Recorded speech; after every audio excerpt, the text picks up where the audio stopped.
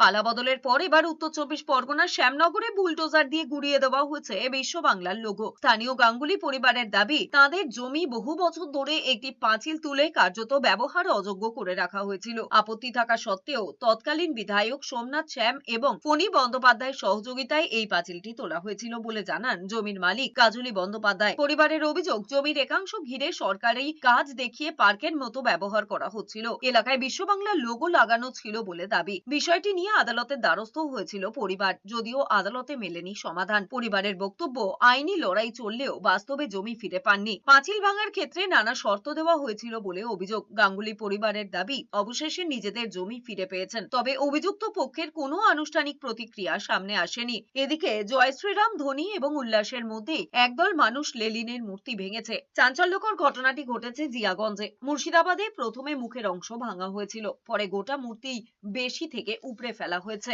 আমাদের জায়গার উপরে সামনেটা ব্লক করে ওখানে বিশ্ব বাংলার লোগো দিয়ে অ্যাকোয়ার্ড করে দিয়েছে জায়গাটা পুরো। তৃণমূল পৌরসভা করে, তখন এমএলএ ছিলেন সোমনাথ শ্যাম। আপনি যদি 6 লাখ টাকা দেন আমাকে, ওনাকে না, মানে ওয়ার্ড অফিসের পার্টিকে, তাহলে কাজ বন্ধ হবে, না হলে হবে না। একটা পেরেক অবধি আমি ফুটতে দেবো না। অন্যায় অবিচারে হয়েছে ওটা বিশ্ব বাংলা লোগো।